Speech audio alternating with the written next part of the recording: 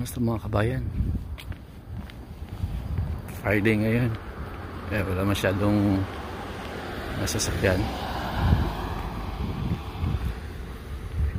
Kasi yung iba hindi pumapasok ngayon sa trabaho.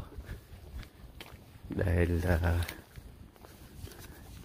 gusto nila mahaba yung panahon nila para sa panahon ng Pasko. Yan.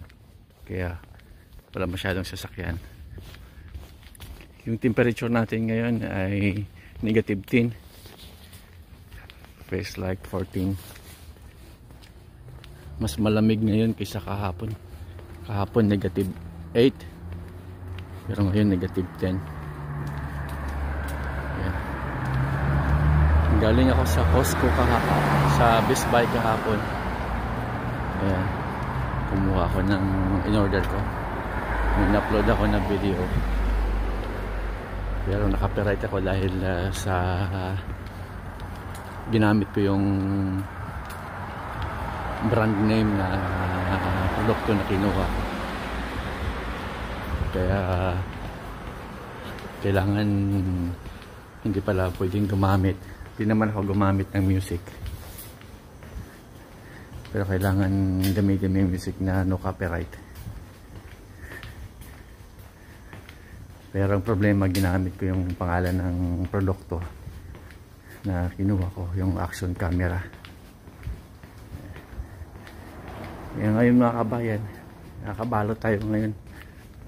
Yan, i-cover natin yung ulo natin ng coat, winter coat. Kasi pag hindi natin kinaberan, sumasakit yung ulo.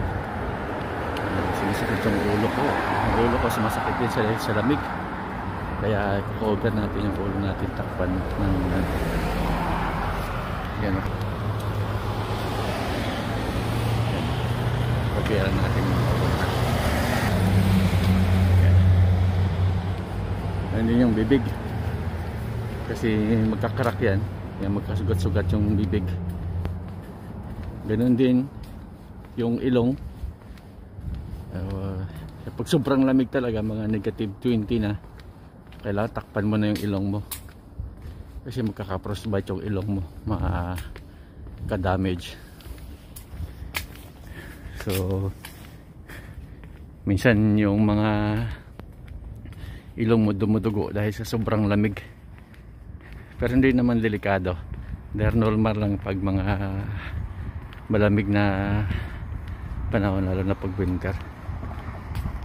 Yung ilong. Sige mga kabayan, basta tuloy lang tayo sa ating vlog. Sana suportahan niyo ako. Mag-like tsaka mag-subscribe. Maraming salamat kabayan.